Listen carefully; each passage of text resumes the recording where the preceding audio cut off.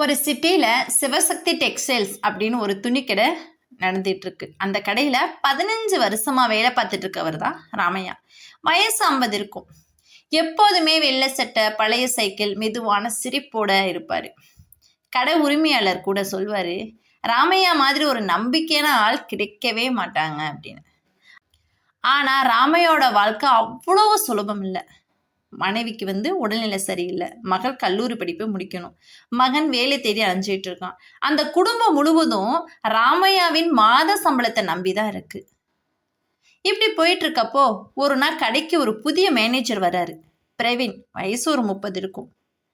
ஆங்கிலம் கலந்த தமிழ் பேசுவாரு. கணினி, லாபம், வேகம், இதுதான் அவரோட உலகமே. முதல் நாளே அவர் சொல்றாரு, இந்த கடையை நான் பெரிய அளவுக்கு கொண்டு போவேன் அப்படின்னு.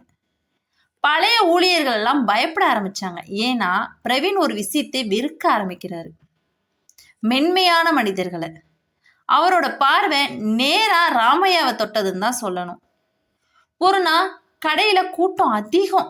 ராமையா ஒரு பில்ல தவிர ஒரு 50 ரூபா குறைவா போட்டார்.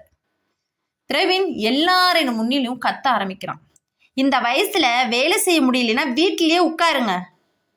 அந்த வார்த்தை ராமையாவோட அடி மனசுல வலிக்க ஆரம்பிக்குது. அமைதியா இருக்காரு. சார், தெரியாம நடந்துருச்சு. தெரியாம உங்களை மாதிரி ஆளாலத்தான் கடை நஷ்டம் ஆகுது. கடை முழுக்க அமைதி. ராமையோட கண் கலங்க ஆரம்பிக்குது. அன்னைக்கு இரவு வீட்டில் சாப்பிடவே இல்லை. மகள் கேட்குறாங்க, அப்பா என்னாச்சுப்பா?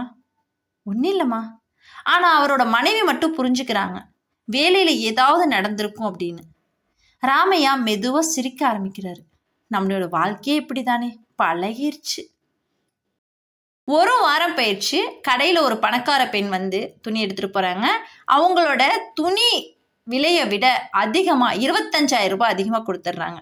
பிரவீன் கூட அதை கவனிக்கல. ராமையா அந்த ரசீதை பார்த்து அந்த பெண்ணோட ஃபோன் நம்பருக்கு கால் பண்ணி, அம்மா உங்கள் பணம் அதிகமாக வந்திருக்கு.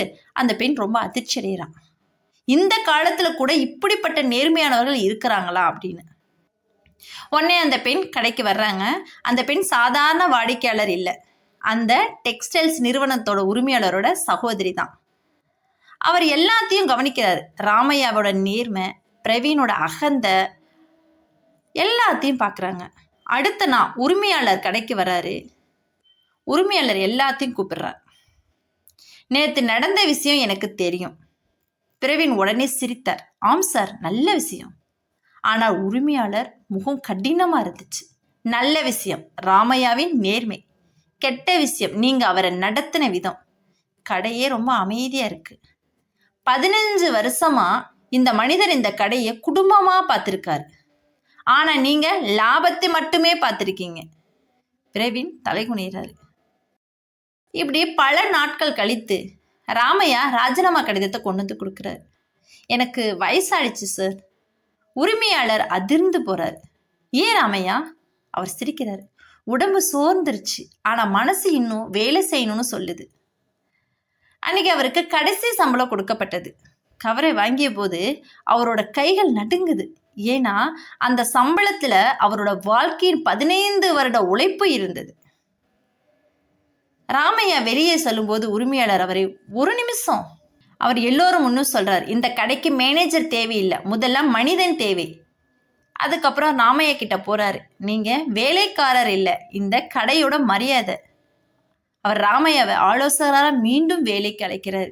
மாத சம்பளம் வாங்கினதை விட இன்னும் 2 மடங்காக கொடுக்கப்படுது. ராமையாவின் கண்கள்ல கண்ணீர். பிரவீன் அன்னைக்கு தான் முதல் முறையா உணர்றாரு. அன்னைக்கு இரவே பிரவீன் ராமையாவோட வீட்டுக்கு போறாரு. என்னை மன்னிச்சிருங்க.